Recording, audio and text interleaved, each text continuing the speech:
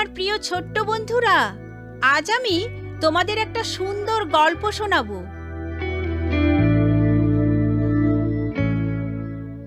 যিশু আমাদের পাপের শাস্তি নিজের উপরে তুলে নিলেন।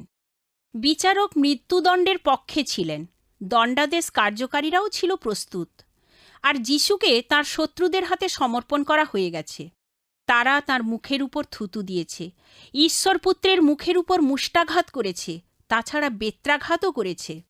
বারংবার প্রহার আমাদের মনে করিয়ে দেয় শাস্তির কথা। যিশুর উপর এমন শাস্তি হবার মতো তিনি কোনো পাপ করেননি। তিনি কখনোই দোষ করেননি, কোনো পাপ করেননি, কখনোই না। তাকে সবচেয়ে কঠিন শাস্তি দিয়ে হত্যা করা হয়েছে।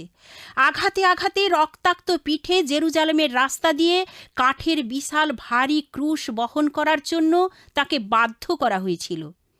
শহরের বাইরে গলগথা নামক পাহাড়ে নিষ্ঠুরভাবে হিংস্র সৈন্যরা দুজন দোষী ব্যক্তির মধ্যে তাকে ক্রুশে বিদ্ধ করে হত্যা করে, একজন বাম দিকে আর একজন ডান দিকে। ক্রুশে মৃত্যু অত্যন্ত মারাত্মক কষ্টদায়ক। যিশুর তখন ভীষণ মাথা ব্যথা হয়েছিল। তীব্র তৃষ্ণা ও শ্বাসকষ্ট তাকে পেতে হয়েছে। তিনি ভীত হয়ে পড়ছিলেন। তাছাড়া তার শত্রুরা তাকে নিয়ে তামাশা করছিল। ওহে, যদি তুমি সত্যি ঈশ্বরপুত্র হয়ে থাকো তবে ক্রুশ থেকে নেমে এসো। যদি তুমি ইহুদিদের রাজা হয়ে থাকো তবে নিজেকে রক্ষা করো। যিশু যদি নিজেকে রক্ষা করতে চাইতেন তবে তিনি স্বর্গ থেকে এই ধরাপৃষ্ঠে নেমে আসতেন না। তিনি সেই উদ্দেশ্য নিয়েই এসেছেন, আমাদের রক্ষা করার জন্য। যিশু তার শত্রুদেরকেও ভালোবাসতেন। পিতা, তাদের ক্ষমা করো, কেননা তারা জানে না তারা কি করছে।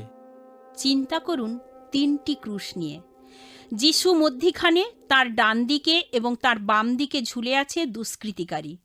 দেখে মনে হয় যিশু তার 2 হাত 2 দিকে দুষ্ট ব্যক্তিদের রক্ষা করার জন্য বিস্তারিত করে রেখেছেন। তুমি দাবি করছো প্রতিজ্ঞাত মুক্তিদাতা হিসেবে? তাহলে নিজেকে রক্ষা করো এবং সাথে সাথে আমাদেরকেও রক্ষা করো। শান্ত হও, তুমি কি ঈশ্বরকে ভুলে গেছো? আমরা যা কিছু করেছি তার জন্য আমরা দোষী। আমরা আমাদের শাস্তি পাবার যোগ্য, কিন্তু তিনি কোনো দোষ করেননি। প্রভু যিশু, অনুগ্রহপূর্বক আমার কথা মনে রাখবেন যখন আপনি আপনার রাজ্যে প্রবেশ করবেন। আমি তোমাকে বলছি, অদ্যই তুমি আমার সাথে পরম দেশে পৌঁছাবে। খুনি তার দোষ স্বীকার করেছে, আর সেই কারণেই সে স্বর্গে প্রবেশ করার সুযোগ পেল। তিনি সঠিক ছিলেন, আমরা সকলে দোষী, কিন্তু যিশু আমাদের ক্ষমা করেন, আর তার হাত সদা সর্বদা পাপীদের প্রতি থাকে বিস্তৃত। 3টি ক্রুশ নিয়ে আরেকবার চিন্তা করে দেখুন, যিশু মাঝখানে, তার ডান পার্শ্বে আর তার বাম পার্শ্বে দুজন ঝুলন্ত দোষী ব্যক্তি। একজন যিশুকে বিশ্বাস করল আর অন্যজন তার সাথে তামাশা করল। একজন মুক্তি পেল আর অন্যজন পাপের অন্ধকারে ডুবে রইল। তুমি কোন পার্শ্বে দণ্ডায়মান আছো? যিশু তার হাত তোমার দিকে বিস্তার করে রেখেছেন। তোমার পাপের চেয়ে তার প্রেম অনেক বিশাল। বাই বাই ছোট্ট বন্ধুরা, আমি অতসী। তোমাদের প্রশ্নের উত্তর পেতে চিঠি লেখো। অল ইন্ডিয়া মসি জামাত, পোস্টবক্স নম্বর 6079, West Patelnagar, new Delhi 110008, India.